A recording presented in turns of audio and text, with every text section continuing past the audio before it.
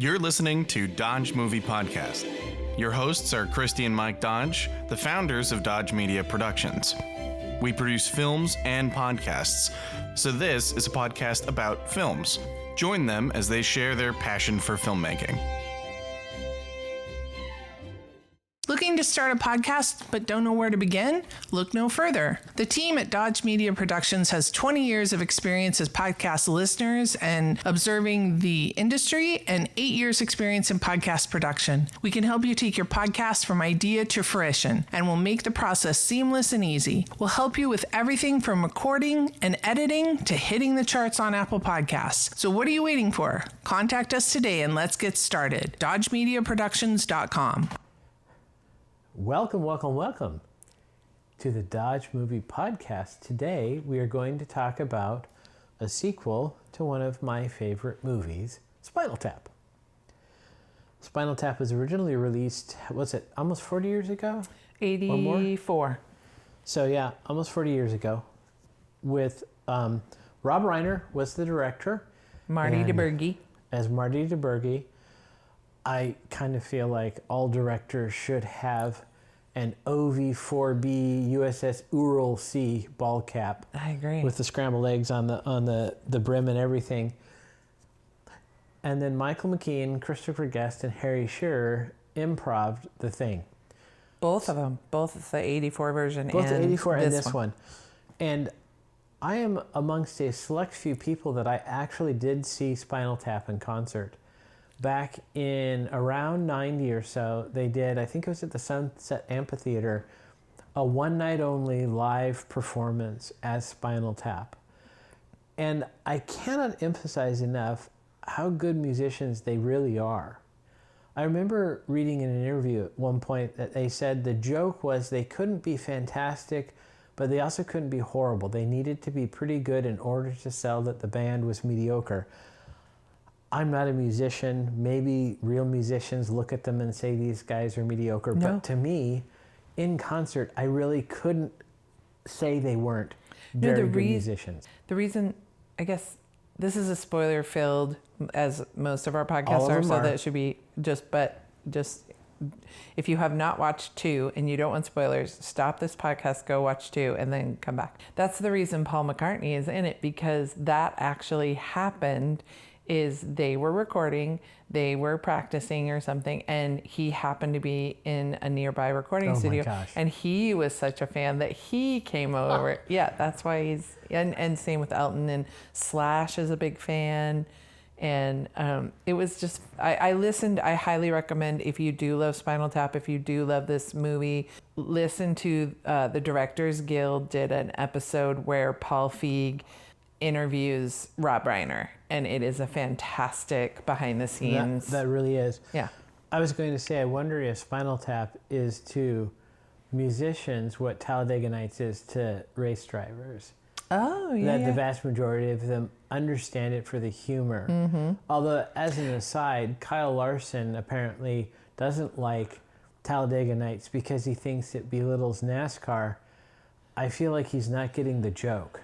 I feel like when we did our first episode of the first Spinal Tap, there was someone who, after watching Spinal Tap, it bummed him out. Do you remember who that was? We talked about it, I want to say. And I also think it's in the trivia for the 84 version. Right. So you can go to IMDb or listen to that episode because I don't remember who that is. I was of the generation with Rob Reiner. This is in my wheelhouse. My dumb buddies listened to that kind of music. It resonated with us. They perfectly captured all of kind of the tropes or the stereotypes in a way that we loved. Mm-hmm. I want to say that... In just such a fun, silly, loving way. Yes, it is fun, but it's also an homage. Mm-hmm. They obviously love the material, and they're exaggerating certain aspects for comedic effect, but I think there's a difference between making fun of something and making comedy about a thing with comic exaggeration. And it's difficult. We talk a lot about on Comedians with Cars Getting Coffee, Jerry Seinfeld has this ability to say things to people that if I said would probably be insulting and get me punched. But he does so in this loving way where they laugh at themselves. And I feel like that's what this film captured, again, the second time through. And it could be just like rich comedian privilege. Yes, that's true. I guess when you have teacup giraffe money, you don't care. And you're a big star. People and the editors are like, edit out the parts where they throw their ice cream at you. Yeah. Right. So this one, I don't think exaggerated any age on the characters. I think they didn't hide it. They let these guys be 40 years older, which they are. Yeah. And this isn't to say that they aren't still attractive fellows, but they look 40 years older. Yeah. And I think that plays well in this film. I really enjoyed the cameos. I enjoyed the writing. To me, it is exactly what the first one was in a second film. Most sequels are crappy. This feels like the second episode in the series.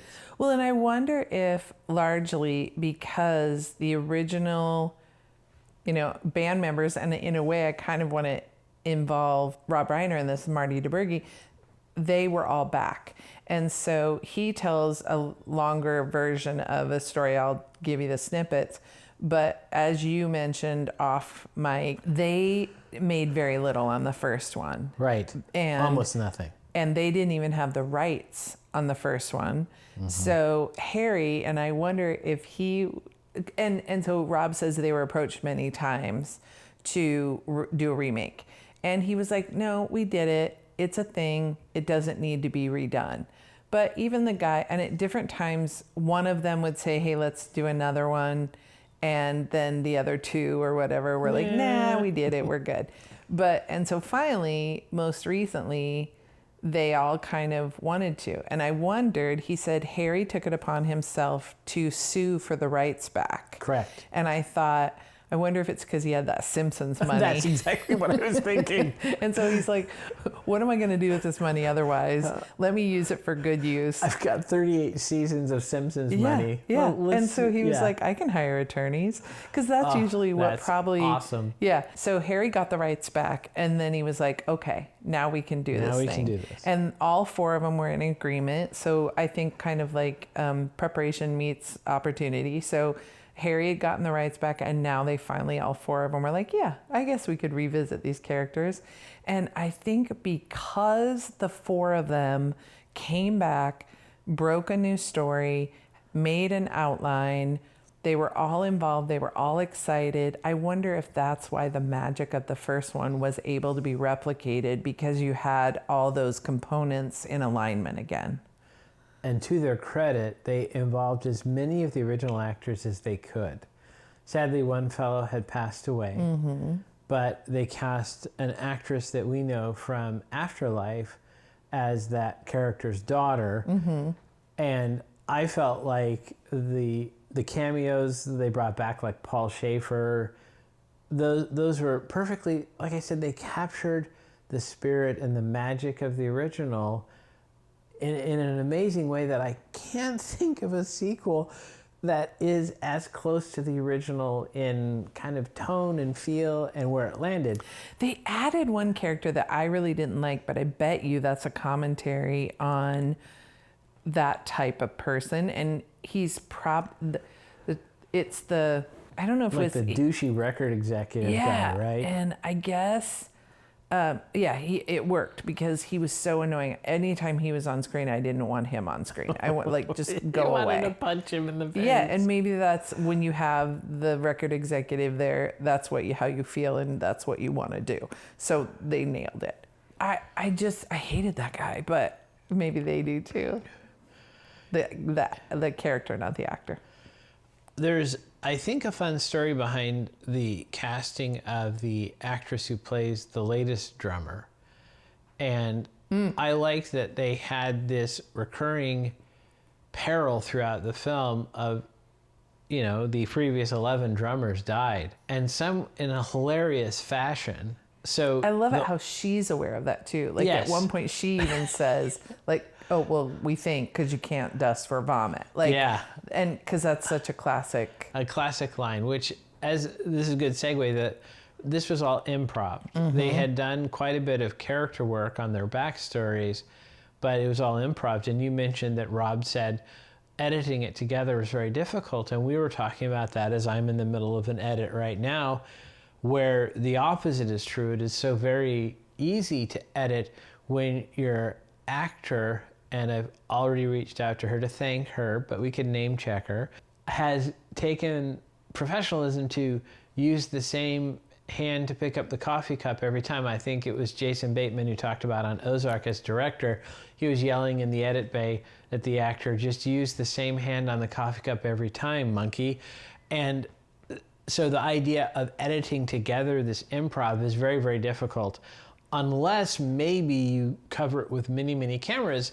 And today, with the smaller cameras that you can get, you could conceivably put GoPros all over the room. You could have very small, lightweight cameras, so you could have 2 or 3 filming at the same time, perhaps. But that has its own challenges, too, to keep things out of the shot. Now, it worked for this one, because Rob said, he talked about that in the DGA podcast. He said that with this one, now it being digital, because the first one was film. So this one being digital, yes, they could run 3 cameras at once. And they were like, well, but I'll be in your shot. And he's like, yeah, but we're making a documentary. So it's okay if you're in the shot. Now, you cannot do that with every style of movie. Right, exactly. But if within the movie you have an explanation for why there would be a camera in the shot, now it works. So it worked for them with this. And I just want to add another bit that I gained from that podcast was the first one, the editor he chose was a well-known and maybe even award-winning documentarian editor. And he said, as long as you use the dialogue and you stitch the dialogue together, we can find shots to make it work. And so they just almost wrote and I'm using air quotes, wrote the script using the dialogue from the different scenes, and they just crafted the story that way and then found the visuals to match it.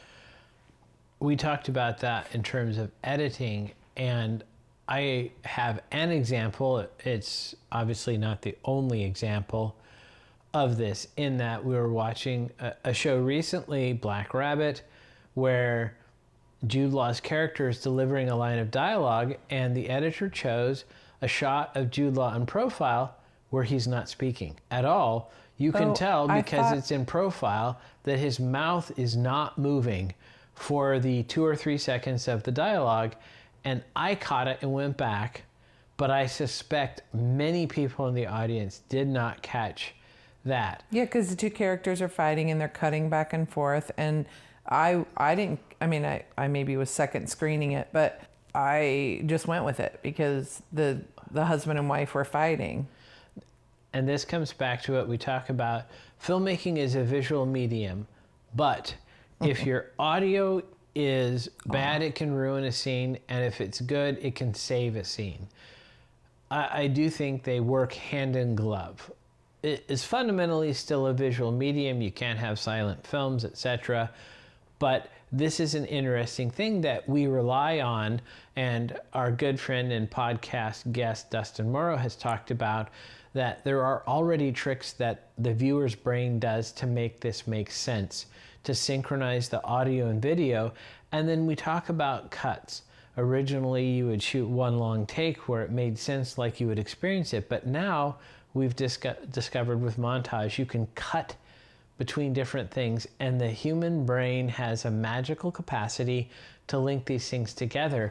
So I give credit to the filmmakers, and I include not just Rob, but also Harry and Christopher and Michael in this, that they were able to utilize this medium in a way that is hilarious. And I like how they captured, as I mentioned before, the spirit of the original characters. There's a funny bit where Harry Shearer is trying to suggest adult time close off activities with the drummer, and it is in such a ridiculous way. It reminded me of the original movie, that these characters are no different just because they're 40 years older. And to me, that's part of the fun, because as a person who has survived long enough to get older, yay, I haven't gotten any more mature. I am still the same idiot with the same sense of humor that I had 30 years ago. That's an interesting perspective. A lot of times we see older characters portrayed as wiser and more conservative.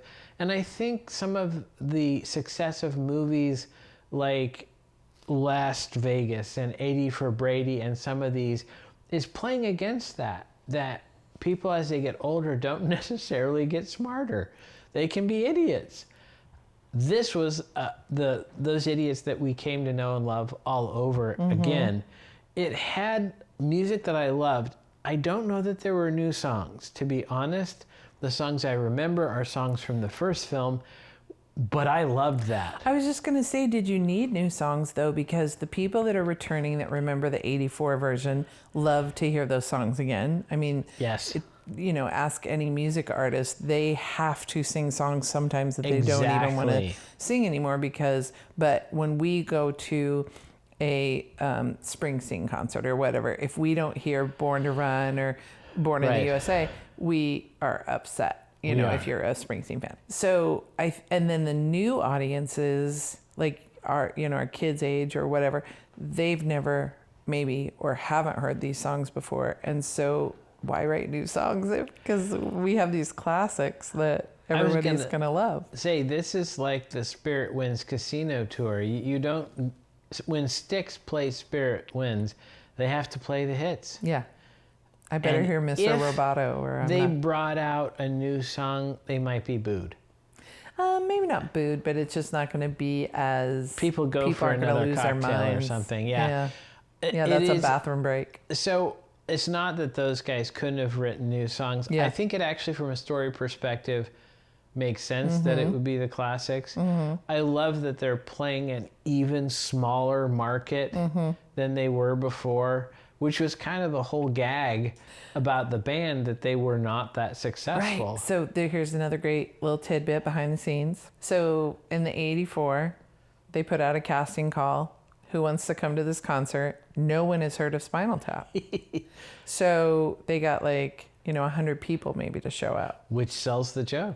Right. Well, and Rob talked about, you do the trick where you move everybody to a certain location to make the arena look, you drop lights in the background, like all the tricks that we've all done to try to make things look better like than more people they there were. Than there are. This time, all they had to do is put up that billboard that is in the movie and say Spinal Tap is playing at this arena. That arena was full. He said 10, 40,000. I can't remember. I don't want to be hyperbolic, but he had no problem finding people to show up for a Spinal Tap concert. Oh, they probably could have sold tickets and given the money to charity. I think people, but they just put that up and the arena was full, because who would not want to see 40 years later? So that was all fans. And that doesn't surprise me based on your adoration of this film. I talk about certain films like Top Gun Maverick. One of my comments, I don't know if I go so far as to say criticism, is I feel like when you're making that film, you sit in a room with the producers and they come up with a bullet list of 10 or 12 things that simply must be in the film, and the writer has to connect the dots. And in that film, I considered a bit more of a criticism because it came across as, in some sense, color by numbers. This film has similar things in that there had to be Stonehenge. And I loved how they did it. I loved how they had Spinal Tap water was a hilarious gag, but they brought back the prop. They had druids, and one of them was friend of the show, Brad Williams. Glad to see that he was there. And Bam? No. Yeah, it was. No, it wasn't Bam. He's not a little person. No, it's Jason. But it's from Jackass. I forget his family name. I apologize. Shoot. They had it falling over. To me, didn't read as predictable as, for example, in Top Gun Maverick. To me, when it started happening, I wasn't surprised, but I loved how they got there. And I love the consequences of those things. They surprised me, but they were in a way that also called back to the original. I feel like this is a group of people who are very good at their craft, doing their best work. This was just so surprisingly good. I was in the moment I heard about it. I mean, you're a little biased, but to your point, I enjoyed the first one. I did not watch Spinal Tap probably until maybe 10, 15 years after the first one was made. It was due to your adoration. And my first viewing may actually have been when we watched it for the podcast, potentially. And so I love the movie, but there was no nostalgia for me like there was for you. And I still love the first one. And honestly, I maybe liked this one a little bit better. I don't know. Maybe. Production value is higher. It's, I think, perhaps less for 80s fans of the new wave of British heavy metal. I think, for example, the dinner party scenes, a lot of the record label stuff, maybe in the first one, weren't quite as, didn't connect with the regular person as much. But yes, there's a huge amount of nostalgia here. We have to say this. I still vividly remember riding around in Superfan Joe's Jeep listening to this album. I think it was on CD at the time, but it could have been cassette. The various songs, and like I said, it was fun to sit next to you in the theater and hear you like singing along. Yeah, singing along. Yeah. But we paid cash money and drove on a weeknight to go see them in concert. Yeah, that's and awesome. We're not many people. incredibly happy to do so. Yeah. And for years, I have been bragging that I got to see them in concert, which I'm very, very proud of. Now, I think subsequently, by the way, they have done other live performances over the years, but ours was the first. And one of the things that I really enjoyed is they brought that sense. It wasn't just playing the songs, which we would have been happy with that, but they brought the sense of the humor. Little things, like there is a tradition of the Marshall stack of amplifiers. And so they built 3 sizes. There was the normal one, but then they had, on top of it was a tiny one, and it had a little red light, and then beneath it was a giant one that was like 3 or 4 times as big. Just little touches like that. But one of the things I thought was hilarious was, at the time, MTV's Unplugged was very popular, and a rock musician would come out and sit on a stool and play an acoustic guitar version of their famous songs. So out comes Christopher Guest, and he does that, and at one point he's playing a mandolin instead of a guitar, and he's a very talented musician because he did the thing which was also popular at the time of weaving classical music into the rock. And I'm not a musician, but I'm aware of chord structures, and I think there are certain things where you can link certain songs up with each other. So he's doing this, but instead of classical music, he's doing silly things like Pop Goes the Weasel or whatever. And the whole time behind him on a big screen is Harry Shearer going about his business. So in rock concerts, when one person has a solo, the other guys go backstage and get a drink of water. Oh no, that's not what they did. The camera followed Harry as he leaves the amphitheater, gets in a car, goes places. It was absolutely hilarious. And the whole time, Christopher Guest is on this stool playing very well these different songs. It's incredible the detail these guys go to with the humor. And I think we talk a lot about comedy is in the specifics, the details. And to me, the backstory they've done comes through. It's like the iceberg. There's all this work that I know these guys have spent hours together working through character backstories, probably playing songs to work through the song backstory. And they bring back these songs in this film. It's great. You mentioned that Marty DeBurgi talked about it being a shorter film, which I think plays to it. No, it's not shorter. Shorter in comparison relative to Killers of the Flower Moon. Yeah, in comparison to other films, we're looking at you, Marty Scorsese, and Quentin Tarantino. He just said people say it's a short film, and he's like, no, it's 83 minutes. The first one was 83 minutes. And I'm going to forget the director, so I highly recommend the DGA podcast. He says a director told him give the, I'm going to screw up the quote, like give the audience, don't expect them to be there longer than they need to be, or give them something if they're in. Right. And especially now, Rob talks about it's even more rare for people to go to the theater. And so if they're in a dark theater with a bunch of other strangers, he said, give them a reason to be there. Right. And so he said, don't put anything that doesn't need to be in the film. And they just kept it at a tight 83 minutes, which it's no shorter than the other one. Well, we famously gave our friend and guest on the podcast, Dustin, a hat that says 86 minutes, including credits. But yeah, on the back. Make movies shorter. But make movies shorter. Yeah. There's an adage in show business that we've gotten away from, always leaving them wanting more. Mm-hmm. You need to know when to get off the stage. I think we've gotten past that a little bit now. It's funny, I dropped the reference to Killers of the Flower Moon last Tuesday. I mentioned it being 4 hours, and someone corrected me that it's 3 hours and 37 minutes. Okay, I'm rounding up to 4. Yeah. When your butt says it's 4. Well, because you got to pause and get a snack and go to the bathroom, so it's a 4-hour commitment. It's rough.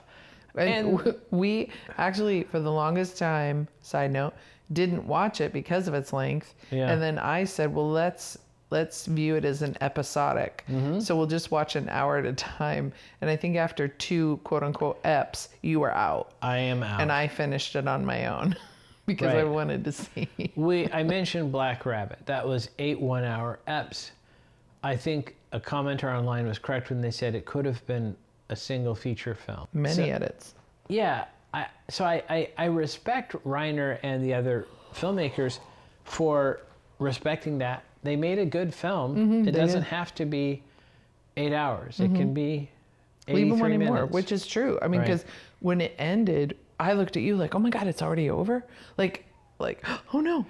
So I definitely wanted more. I don't know if that it's worth doing, but the joke would be that the third one would be straight to streaming, right? Because that's how these things go. It used to be, right, Hercules 3 goes direct to video. Oh, I see.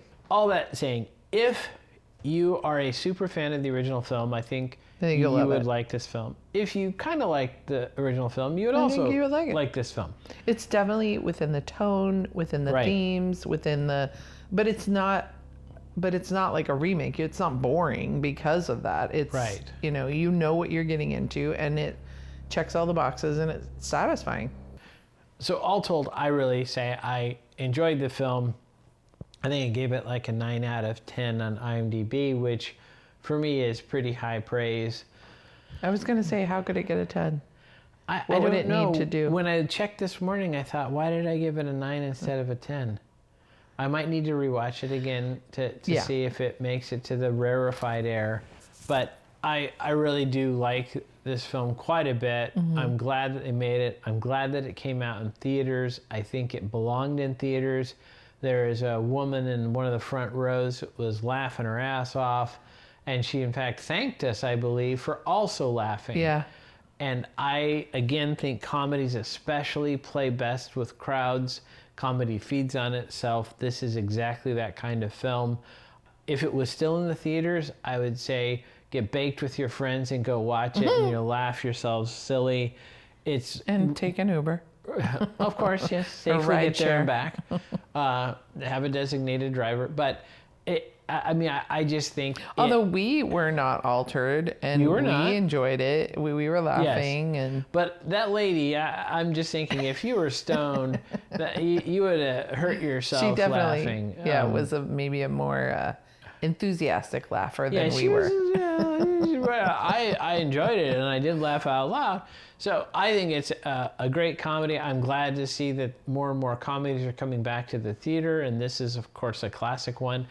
More importantly, I hope they make lots of money, because they made nothing on the original one, which is a crime to have done such a funny piece of art and not be able to pay the bills with it. Doesn't seem like it's right. All that said, all 4 of those fellas did okay. I think they're fine. Right? One of them married Jamie Lee Curtis, which financially Well, but is not probably only decent. writing on Jamie Lee's. I mean, Mighty Wind. I mean, he did just fine. And I would say that I haven't looked up their IMDb credits, but I think this started that improv series that gave us a Mighty Wind and Best in Show. I think this is the first film. But then for Rob Reiner, this was his first film, and from this, then he got Well, his 80s were fantastic. Yeah. I mean, look up Rob Reiner films. It's in particular, Stand By Me maybe is what he did after this. There was When Harry Met Sally wasn't too long after this. He did very, very well. Misery. There was another. Say Anything or Sure Thing. It was Say Anything. So there's a bunch of work. So yeah, they probably did okay. Of them, Michael McKean probably has the least visible additional work. But yes, they all did well. But does he have Giraffe Teacup money from Laverne and Shirley? One would hope. But then here's the thing, though. What jerk did Harry have to sue to get back? Because that person made a ton of money off of them. Yeah. That's the part where I don't think... Yes, they signed that contract, but it just seemed... Well, and they had a hard time making it. I thought when we did the first episode, they had to go to Norman Lear, and he either put up some money so they could, or he gave them money so they could make the first one, or he told somebody, like, basically, I'll put my butt on the line. Because Norman was friends with Rob's dad, Carl, and he knew, plus he had worked with Rob Reiner as Meathead, so he knew he was funny. And so I thought if it wasn't for Norman Lear, we wouldn't even have the first one. That makes sense. Again, this was back in the era of film. Mm-hmm. So the idea of shooting improv, well, you're going to have to shoot more footage. 80? No. No matter what. The cost of that would be prohibitive. And we talked about earlier this morning, off mic, that Kevin Smith had to hawk his collection to afford the film stock for Clerks. That once was a massive impediment to making a film was the cost of the film stock and the processing. And you got much more, I think, strict or careful about what you were shooting because it costs so much. Mm-hmm. Whereas now the cost is actually on the poor editor, that it's so easy to film multiple cameras, multiple takes, just over and over and over again. And then that poor editor has to sit there and watch all that and try to make sense of it. Mm-hmm. The editor's job is easier in some ways than it once was. Friend of the show, Dustin, can talk all about the physicality of cutting those things and how challenging it was. But now the challenge, I think, is in the sheer volume of footage that can be generated. It's so easy for production to generate just absolute terabytes of data, and there's no way to speed that up. You can have 3 cameras running at the same time, but you can't really have the editor looking at all 3 shots at the same time. It becomes a serial process of time. And so I would love to know from an editor who's working currently on these big films if the calendar time it takes to edit has grown because of how much they can just push, how much content they push to the poor editor. Maybe they have better software. Maybe they've organized it with assistant editors in a different way. But that would be my guess, is the edit game has changed a lot. So if you are a Hollywood editor of major motion pictures, give us a call. We'd love to have you on the show, and we'll ask you some questions. Especially Walter Murch, our patron saint. Yeah. I don't know if we could get merch, but wouldn't it be great? That would be amazing. Let's talk to his people, see if he's willing to come on board. Any final thoughts about Spinal Tap 2, The End Continues? Go see it. I want to go see it again. I would definitely see it in theater again, but I would watch it on streaming. No questions asked at all. Check it out. And it could be fun to do a back-to-back, 1 and 2. Totally. Double feature. Oh my God, that would be so fun. It's only... 166 minutes. And like the young people do. Yeah, we get baked and watch it. There you go. That would be great. I think that would be in the spirit. I think totally. They would appreciate that. Yeah, we'd love that. Yeah. All right. Thanks a lot for listening. And never forget, Dodges never stop, and neither do the movies. Thanks for listening to Dodge Movie Podcast with Christy and Mike Dodge of Dodge Media Productions. To find out more about this podcast and what we do, go to dodgemediaproductions.com. Subscribe, share, leave a comment, and tell us what we should watch next. Dodges never stop, and neither do the movies.